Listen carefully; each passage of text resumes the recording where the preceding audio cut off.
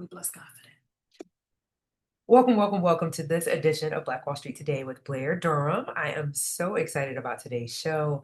We are going to be covering off on one of my favorite conversations. It is all things real estate. We're excited to be your hub for media and news and research and analytics related to Black entrepreneurship. That is what we are here to do. That is our mandate. And today we're joined by Marquita Curtis, who is a real estate professional and a wealth of knowledge. I like to say, we're more than subject matter experts. We are thought leaders in the spaces where we operate. And so, Marquita, thank you for being here today.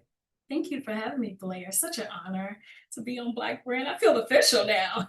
Can I put We that are on my email doing, tagline? yes, all of that. I'm going to give you the official pin and everything before you leave today. But no, really, so this conversation about building wealth and Mhm. ownership and land and property and deeds and trusts and um, I just think we don't talk enough about it. I don't know Mhm. about you, but I grew up in a household where we didn't really have money conversations at Mm-mm. all. Oh, we had them. We don't have money for it. We don't have money for. We don't have money Mm. for. I knew all the things we didn't have money for, except for the things we did have for. Did for. Yeah, Right. yeah. And That's the money doesn't grow on conversation. trees and just all that type of stuff. But Mhm. no, it's time out for that. So I'm Yeah. excited about today's show. So talk just a little bit about kind of your background. How did you Mhm. get into real estate and specifically what within real estate is your domain? Like where is the sweet spot for you? What do you love? So, real estate was a God idea. Certainly, my background is in counseling. Ran a counseling firm, and God called me to go to seminary. And I'm like, "So how are we gonna pay these bills?" He was Mm, like, "Real estate." I had bought a home, single female, in January of 2011, and I said, "We just had to crash." The crash was 2 years prior, mm, but the Lord told me real estate, and so I obeyed. So I got in mm. real estate because God said so. I didn't know I would still be here 12 years later, Wow. but I'm You did lucky. something Yeah, right in yeah. real estate if 12 years still holding you down. I am. I have learned a lot through the journey. I started first time home buyers being my thing, right? Educating credit, taking the fear out of home ownership, what it looks like, the process. Mhm. I have grown to a niche of investors. I Okay. still serve those, first time home buyers and regular sellers, but I thrive in the investor space. Really? Yes. So you're providing support to investors, or are you investing, or you got a group of investors and y'all are co-investing together? Like, what is it? I'm doing all the things. And Hmm. so I have a large client that has over 130 properties. Okay. And so when she has decided to transition to larger portfolios or a larger, she's residential living. Okay. So she's offing them, she's selling them one by one, and she's flipping them as she does it. And so she doesn't live in the area. So I'm her project manager, I'm her eyes and ears here. And my husband and I, we also flip and we partner with others to do that. I just feel like I get to create a new space, Mhm, curate something fresh mhm. and new. But I also think that buying and holding, investing, flipping creates generational wealth. And so I love it. Yeah, Wow. I That's love it. I love it. It's heart wrenching when that's you got to go amazing. in. I'm working with another investor and we got to wear masks. And I'm like, are you a man with vision? Are you a woman with vision? Okay, let's see past the rubble and let's see Mm, how we can create $400 to $500 of residual income per month so mhm, that your kids can go to college, so that you can mm. buy them that car at 16. And So so you're it's, inspiring people yeah, to see beyond, to create opportunity for themselves. yeah, yeah. That's a How, beautiful thing. yeah, how my husband and I even did it. We house hacked. We literally bought one house. We bought one house and then we renovated another house, moved in it. I end up being a first time home buyer a second time. That's a whole nother story for another day. That's the But thing, if you though. don't own a property for 3 years, because I did what God told me to do and moved my mother-in-law here, and we stayed in that property and we put it in her name. We paid her bills for 3 years, and then I was a first time home buyer again. We bought the house next door. It used to be a duplex. The city wouldn't let me change it. So we house hacked. He bought a property in Williamsburg because he was never on the deed. So we paid no money down for any of those properties. And so, Wait a minute. Let's break that down. So for me, it only works if we really get some knowledge out of it. So what does the term house hacking actually mean? House hacking means that you buy a property, not a mansion, not your dream neighborhood, Got it. not your dream home. It's a property that may need work. I mean, it's not in a crime filtered neighborhood, right? Okay. But it's a neighborhood that you're okay with your kids coming from the bus to home, right? Okay. Okay. It may, and so you're going to live in it for at least 2 years, Okay. right? And then you're going to rent it out and you're going to buy another house and live in it for at least 2 years. How I typically do it with a couple is first house goes in wife name or husband name. Second house goes in husband name. Or whoever didn't have it on the first deed. Okay. So now both of them are first-time home buyers. So now we have 2 properties. The third house, you can decide if I want to put 20% down, use a DCSR loan, that's an investor loan, or if you guys both want to go on the deed. So you already have 2 houses, you put no money down or very little money depending on your income, right, and credit. So you've already started when you go into your larger home. That's the third home. You've already got 2 houses. So you got 2 houses to rent out that's going to help you pay for your main home. So that's house hacking. Oh, you're going to move every few years. Right. Okay. Yeah. So when you get that third home, when you get that how are you getting that third home again? Like, what's the third home? You're going to put down money. So you've already exhausted your first time home buyer opportunities. So you're going to either do conventional. It's either going to be 3% down or 5% down. Okay. That third home, you can't avoid putting down money. Right. But you're going to rent out the other 2. You're going to rent out the other 2, and that's residual income. Yeah. Hey. And properties, equity goes up about 7% every year. So it's growing in equity, and everybody needs a place to stay. Everybody needs a place to stay. I have one friend who always says, put a tenant in it. That's it. Put a tenant in it. And so we have a property in Williamsburg. It grosses $850 a month. That's awesome. Yeah, we bought right and at the right time and right rate. Yeah, so, I mean, and that's the thing too. Like some of us got to buy right, and some of us had to buy at the top of the top. But either way, real estate is still an investment that's gonna, at some point, there's going to be a return. So my motto is: God is not building or creating any more land. You might as well get some. Go ahead and get some. Just get it. Get what you can get. What you can afford right now doesn't mean what you can afford in 5 years. Our prayer is that you increase in resources. And that way you don't start off with your dream home when you first buy. Right. Yeah. It's a process. Okay. Yeah. So what is ultimately you all's goal as it pertains to real estate? Where, I mean, 5-10 years out, you helped all the folks. Like what's the end game? The end game is boutiques, hotels. Okay. Yeah. We want to do some. So we're playing Monopoly with this thing. We're definitely hotels. Definitely. Okay. Yeah. So the end goal is boutique hotels. Right now I'm building a brokerage. So I'm a real estate broker. Awesome. I have a wonderful opportunity through Keller Williams Allegiance to build an incredible team and launch a satellite office that will be in the Hampton Roads area soon. Congratulations. Yeah. Thank you. And so it's broker. That's awesome. Yeah. So right now it's about impact, helping other agents create generational wealth personally, and then teach their clients how to do the same. So right now I'm pouring into others. Yeah. I love it. The shift started last year, and so it's a scary shift, but it's empowering. Yeah. I would agree with that. I've been talking lately about, everybody's focused on, well, some people are focused on degrees, some people are focused on starting businesses, but I think licenses and certificates, like this is a space where there's so much opportunity, anybody can get a license. I was sharing with my daughter, I said, this year, you and I together, we're going to acquire real estate licenses. And she didn't get it when I first, I'm talking to her about, like, it's gonna be cool, we're gonna do this, we're gonna do that. Like 30 minutes into the conversation, she says, so do people that have real estate licenses make money when they sell houses? I was like, yeah. She didn't, I was like, yeah. So, by the time that you are my age, you'll be able to say, you've had a real estate license for 25 years. And imagine that, you just sell 1 or 2 homes a year. You don't have to, I'm not saying get out here and make it your full-time thing, but like, let's just focus on selling 1 or 2 homes and see how much you love that. Yeah. And there'd be more, know? And so she got the concept of life. And I explained to her about, life insurance, licensure to sell life insurance. These are things people need, and we want to be able to be licensed. Yeah.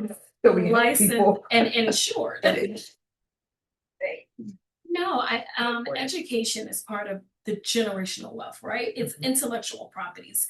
But I would say that real estate is the quickest way to become a millionaire. Mm, And the class is $500 or less.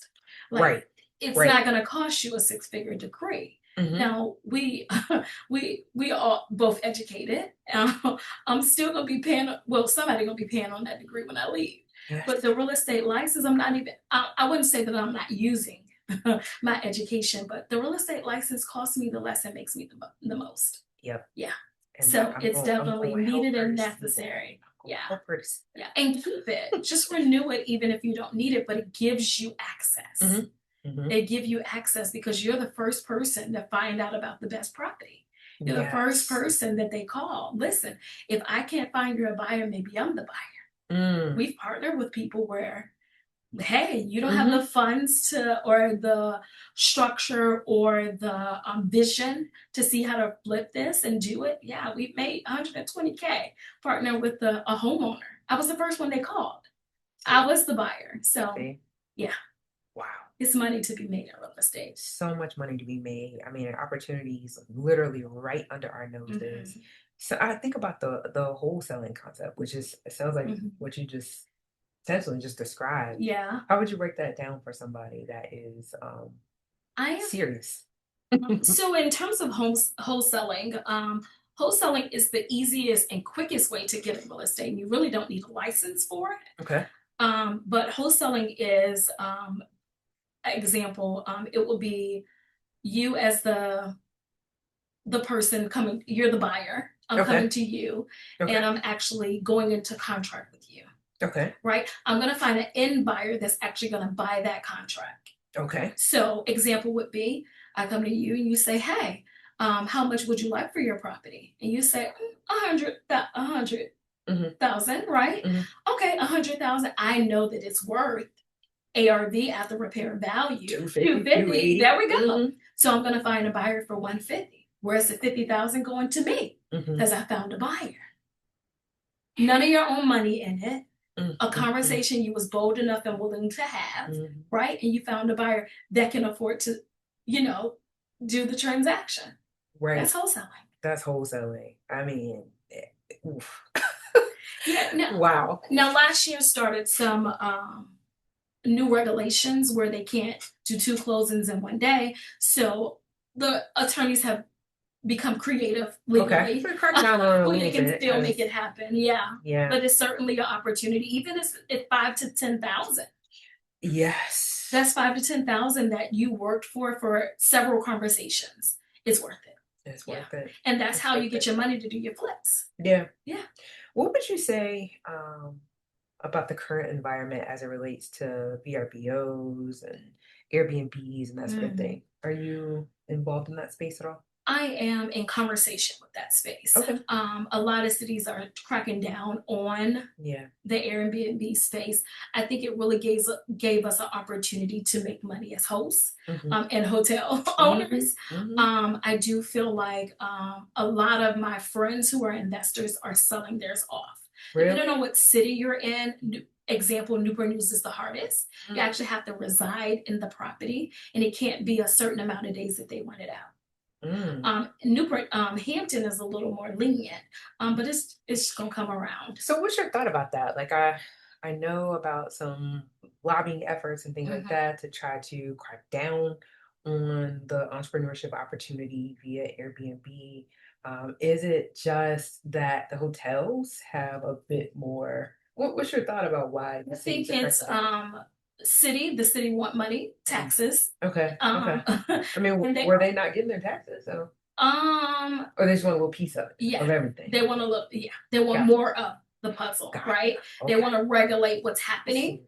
See. They also want to regulate who's coming in and out of neighborhoods, Mm, what's happening mm. in the neighborhoods, right? Okay. Yeah, so you have I'm gonna give you an example. My client has a property. It's huge. She has a property in a city. I won't name it, but she Mhm. has a property in a city, and she was actually helping our elderly community. So Okay. she let the elderly community was getting their home renovated so they can stay safe. Got it. She let them rent out or Airbnb Mm, her property. mm, The neighboring neighbors mm, called the city and was like, "Oh, she has an assistant, unofficial, unlicensed assistant living home." mm. Yeah, and somebody put it on Facebook, and they just called the city day and night, day and night, called the city Wow. day and night, and so they tried to shut her down. She said, "I'll Mm, just take the fine. I'm not putting elderly out on the street. I'll take the yeah. fine." Yeah. So people are like, "Just find me. I have enough money where you can just Mm, find me, and I'll mm, keep doing it." mm, So, mm. because you own the property It's your most of the property. time, You can yeah, do whatever you want to do with yeah. it. So Free and clear. so Mm, I would say it does hurt people who have invested in that space. I think it was a great opportunity. If you mm, could get into it 3 years ago, mm, you mhm, maximize your money, right? mm. I do think it limits entrepreneurs in that space, and I don't Yeah. like it personally because I didn't get to get in the I game. know. I wonder, I waited too long to maybe get in it's the not game. as bad in some other states as it is Yeah. in Virginia. Hmm. I don't know. Maybe there's the opportunity elsewhere. Yeah. Who knows? Yeah.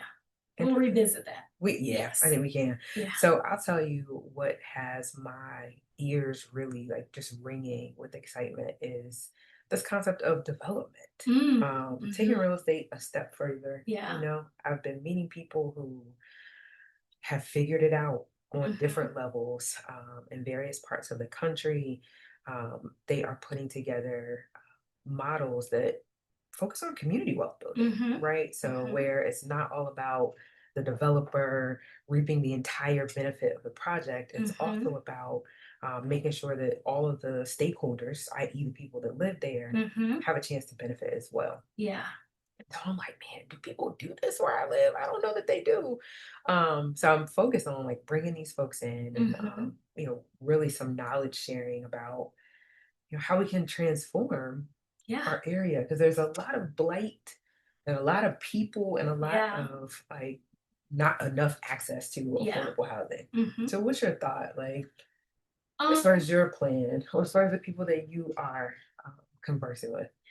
so I'm conversing with the guy in Newport News. So downtown Newport News have taken a lot of development Mm-hmm. opportunities. Mm-hmm. And they've been saying that for decades, that they're going to transform downtown Newport News. I'm from 28th Street in Oh Newport News, and wow. they've I been know where saying it that since I is. lived there. Okay. Yeah. But they started to take it serious. They Okay. started to put city dollars there. And now I've been in conversation with the guy who owns 14th Street, all of the properties there, Okay. and 13th Street. Okay. His first property is a commercial space. And he wants to actually tear all those down to give opportunities. Okay. And so Okay. what that looks like is he don't want to create this one development at the bottom where it's just retail shops and then the Mm-hmm. apartment upstairs. Mm-hmm. He want to create like duplexes, Okay. but you also have the commercial space. Okay. The cool thing that he shared with me is that the city of Newport News, if you rent a commercial space there now, they pay 3 months of your rent. Oh, that's So awesome. they are welcoming entrepreneurs and giving opportunities for ownership. I don't know. I That know is that it's awesome. also an opportunity zone. So Mm-hmm. we built something there, tax, Mm-hmm. Yeah. free Yeah. for Yeah. Yeah. I think 10 years. Mm-hmm. Don't quote me on it, but Mm-hmm. at least 10 Yeah. years. Yeah. Yeah. Yeah. And then the 3 years. And then, of course, they have city grants and things for development. So I think there's definitely opportunity there. I've been mostly in that space. I Mm-hmm. don't know what they're doing in the great city of Norfolk, the other Right. end. Yeah. But Yeah. Newport News certainly have opportunities. That's one of the upsides of living in this area, right? Yeah. So for people that may be listening elsewhere, there are 14, 17, 18 different municipalities. They all Mm-hmm. have their own governance, right? And Yeah. so it can be difficult in some instances to try to do business in multiple Mm-hmm. localities. But when one municipality does something innovative, Yeah. well, then another city has a chance to copy it. Motivation, motivation. Right, Yeah. right. I'm curious to see. I really believe where we live is going to transform. I mean, I think the next 5 to 10 years, it's going to look like a totally different place. And my Mm-hmm. hope is that with that transformation, there is more participation Mm-hmm. by folks that look like us. Yes. I think if we prepare now, we'll be in the right position to take ownership, Yep. credit together so that we can Mm. get the loans that we need. Let's talk about it though. Yeah. Let's If talk you about just it. tuned in, this is Black Wall Street Today with Blair Durham. I'm talking with Marquita Curtis. We're talking about real estate because real estate is everything. So we're going to segue as it relates to credit, right? Mm-hmm. What does it need to look like in order for us to make these real estate moves the way we're Mhm. trying to make them. I feel like every time I go in the bank, Mhm. I get a different understanding about how I can maneuver. Credit does open up additional Yeah. opportunity, but Oh, like, it's supposed to be leverage. yes. Yeah. So let's Yeah. talk about it. What's your thought? What's your So, theory, and how are you helping people? I'm a Dave Ramsey girl. Okay. So To you like some the debt-free instance, model. no, no, no, no, Uh-oh. no, no, Oh, no. Uh, Listen, I when you like already, leverage debt, but I'm with no, you. when you already have money, Hmm. yeah, leverage, credit. But when you don't have any, you shouldn't have credit, Right. right? Those two things Because gotta go hand in hand. Money and right, credit. I just want you to know my perspective, I right? got On you. one end, it's like you don't need debt if you can barely pay your bills, right? Facts. You Yeah. need your credit to leverage assets. Hmm. You Hmm. need your credit so that you can get the bank loan. You can get the SBA loan. You need your credit. You need your credit so that you can go into a bank with a portfolio that says, "This is how I pay my other people that lent me money." Right. And so when you're talking about your credit score, you're not going to get just one answer, right? Mm-hmm. So 35 to 40% is credit history. Mm-hmm. How long, how often do Right. you pay your credit? And do Right. you do it on time? Right. That's going to be 40% of your credit Right score, there. right? Just are we getting the things done? Just Are we pay it on knocking them time. out? That's half the battle almost, right? Mm-hmm. And then what type of diversification do you have on your Right. credit Mm-hmm. report, right? Do you have personal loans, car loans, credit cards? Unfortunately, debt helps create that Mm-hmm. that score. You need the Mm-hmm. debt in Yeah. order to Gotta create a have the score. different ones. It's the proven power. It means that somebody lent me something and I'm gonna pay it I'm back. on the repayment track. Yes, yes, Yes. yes. And so banks, when it comes to a commercial loan, they want the best score. Mm. I would say the sweet spot would be a 720. Okay. Yeah, when you're talking about a commercial space, then you can go down to 680, but your rate may reflect it, and you may have to put more money down. When Gotcha. you're talking about buying a home, the sweet spot is 620, right? Can get it done with a Yeah, 620. can get it done with a 620. And Yeah. so that when it comes to commercial, you really want the highest score possible, right? How are Because you distinguishing commercial in this instance? so commercial is a business space. Okay. Yeah, commercial is So you're saying that somebody that wants to acquire a commercial build, or building, they only need a 720? yeah, or What y'all less, need that? or Okay. less, 720 or less. or less, See, we got to get this stuff or together. less. We got to. We do have to get our credit repaired, but then we just have to pay our bills. They have products that don't even, it's not even based on how much money you make. It's Okay. based on how much money you got in the account, legitimately. Gotcha. Yeah. Okay. So you can get a loan based on how much you have in an account and based on what that property is going to produce. Yeah. Yeah. How Makes much a lot of money can sense. you make for it from Okay. it? Yeah. See, it's so much out here. And I like to encourage people to be in the space where people are that are Yes. doing the things that you want to be doing. A lot of times we think, especially in 2026, if we could just sit there between Facebook and artificial intelligence and figure everything out. But there's never going to be a substitute for being in the room with people that are doing the things that you want to do. More deals are made in person than they are across Online. the internet. I bet that's true. I bet that's true. Yeah, I because would say you this, can't even I'm a create real the. estate agent, but I'm also a realist. And so, yes, I want to sell you a property that's on the MLS so I Mm-hmm. can make a commission. Mm-hmm. But more so, I want you to get the best deal. Mm-hmm. More deals are made with the wealthy for In properties that's person. not on the MLS. Mm. More deals are made on the golf court. Mm-hmm. More deals are made at a country club. Mm-hmm. More deals are made at the airport. Mm-hmm. More deals are made at the library. More deals, people with a like-minded, Mm-hmm. same heart, Mm-hmm. same passion. Mm-hmm. Yeah, Mm. just need to meet the right person, but you got to be there. I hope that is an encouragement to Yeah, somebody who needs to figure out how to get in somebody's room. yeah, yeah. Just do it. Yes, Just do it. yes. That's cool. Yeah. So What you one of gonna the say? things that me and my large investor client talks about when we try to come up with strategies like where do we get the property from and how did you acquire it? We ask the hard question. Okay. They can either say yes or no. Right. Could you do the deal? Or how much for the property? Right? Yeah, straight up. How much? She acquired most of her property through seller financing. Meaning she worked directly With with the the seller. seller, he held the note. So let me say this. Yeah, illustrate that for me. Yes, let me illustrate. So you had properties, you're the seller, you have properties for 30 years. Okay. You have no note on it. You want to sell a portfolio that's worth $1 million. You want to pay taxes to the IRS? Or do you want to be the bank and still get your money? Mm-hmm. Yeah. Yeah. So people want to hold on to their money and their equity. So they become the bank. Right. Instead of giving the IRS the tax refund.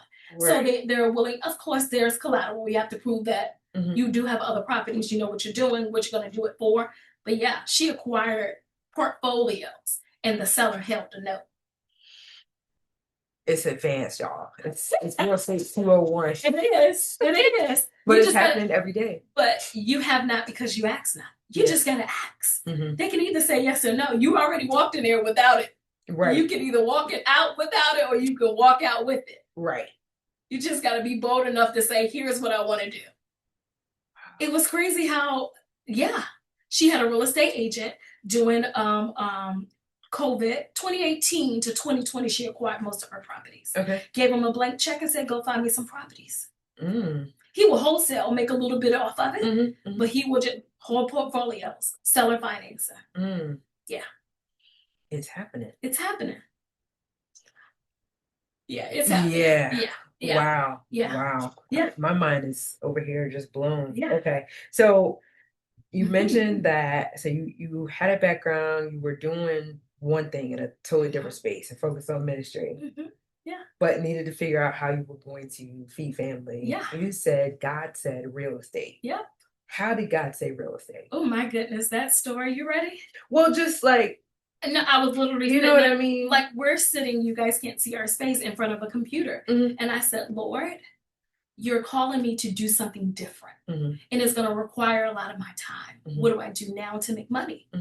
And I just heard the Holy Spirit say real estate. And I thought it was the craziest thing. Oh, wow. Until the house that I had bought maybe 6 months prior, I was in the previous owner had these drop ceilings, kind of like what you have in your studio. Drop ceilings in the Lord, and I'm a girly girl. The Lord told me, get the ladder, remove, do what? Get the ladder, remove the drop ceiling. The previous owner had, and so I text my broker who sold me my home, and I said, didn't tell her anything. I said, what's a good real estate school? She was like, oh, Alpha Real Estate. It was Alpha Walk there. It was around the corner from my house. Really? So yeah, I launched into the deep. That's a good point. I mean, I've been thinking often about Proverbs 31 and who that woman really was. Yeah. She had experience with real estate. Definitely had experience with real estate. What I figured out. Yeah. And so I'm just saying, get into your point. God's not creating any more land. No, he's not. Figure out how to get our peace. Buy it and sell it. Those two things. Buy it and sell it. Buy it and sell it. Buy it and sell it. Yeah. But as much as you can keep, do that. Keep some too. Oh, definitely keep some. It's not about how much you make, it's about how much you keep. How much you keep, right? Because it grows in equity and it grows in residual income per month. Yeah. That's important. It's the only thing where you don't have to exchange dollars for hours. You make money while you sleep. When I wake up, so bad. So our next one is March 3rd. You can't find it anywhere 1st of March. That is so cool. Yes. Well, at least share how people can find you online. Absolutely. Marquita Curtis on Facebook and Instagram. Marquita Curtis Broker on Instagram. Yep. And that's my first Marketa. Yeah. Kirts. Yes, ma'am. Got great memory. Facebook and Instagram. Yes, ma'am. Awesome. Thank you for having me, Blair. I really appreciate it. No, thank you. Seriously, this has been a joy. And really, I want to thank you all for listening to Black Wall Street today, where we're building minds, we're building connections, and we're forging the path ahead toward business success in the Black community. We'll talk soon.